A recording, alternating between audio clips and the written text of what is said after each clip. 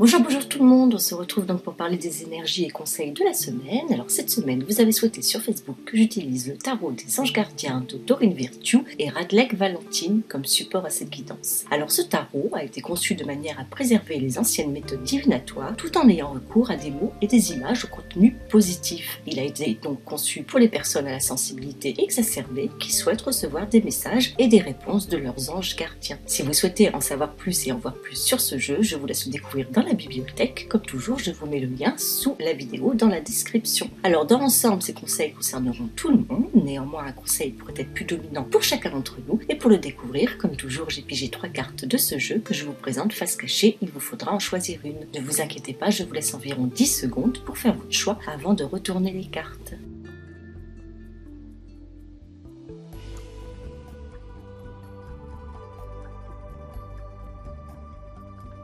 Bon, les 10 secondes sont passées, donc on va découvrir les cartes.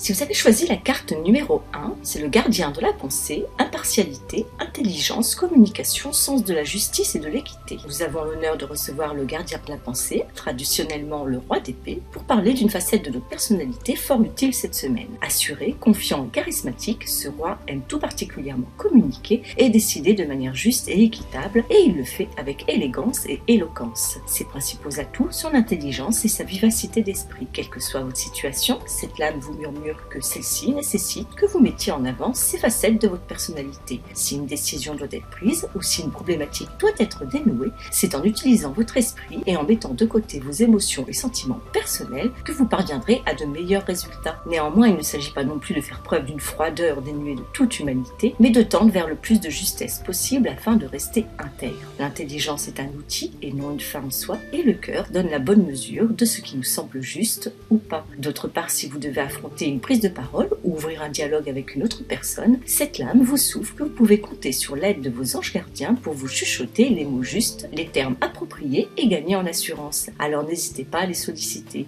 Et enfin, si vous êtes dans une situation particulière nécessitant l'aide d'une tierce personne, cette carte vous conseille de faire appel à un professionnel pour vous aider, une personne qui saura faire preuve d'impartialité et d'objectivité.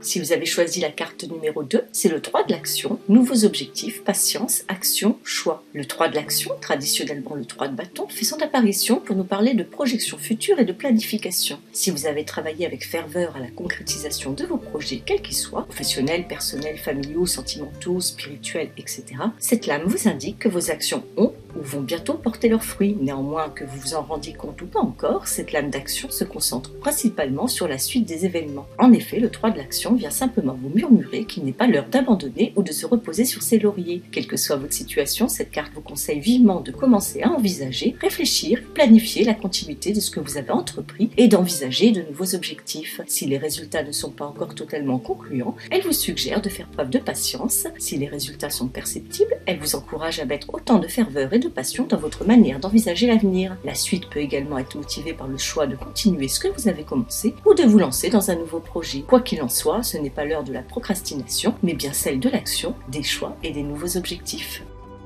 Si vous avez choisi la carte numéro 3, c'est le 5 de l'action, concurrence, coopération, opinions divergentes. Le 5 de l'action, traditionnellement le 5 de bâton, fait son apparition pour nous parler de notre manière d'aborder les relations conflictuelles. Bien souvent, nous avons tendance à centrer notre attention sur des détails parce qu'ils divergent de nos propres prises de position ou convictions et que de ce fait, ils alimentent des émotions vives. Nos anges gardiens font l'honneur de nous rappeler quelques sages conseils afin que ce type de situation soit mieux vécu et riche d'apprentissage. Aussi, quelle que soit votre situation, cette lame vous murmure qu'il est tout à fait possible de défendre ses positions si elles sont justes tout en restant positif. Pour cela, il est peut-être nécessaire d'observer le contexte de la situation de manière globale dans son ensemble, en se détachant des petits détails perturbants et bien souvent vains. Si vous doutez de vos convictions, prenez le temps d'y réfléchir avant de partager votre point de vue dans un dialogue posé, prenant également en compte les opinions des autres. D'autre part, elle vous suggère de vous questionner sur ce que vous souhaitez vraiment en faisant abstraction des bavardages inutiles que provoquent les autres. Peut-être que la situation ne vous concerne pas. Si c'est le cas, vos anges gardiens vous suggèrent de ne pas vous laisser embarquer par une situation créée par votre entourage qui pourrait vous desservir. Restez donc positif et constructif car chaque problème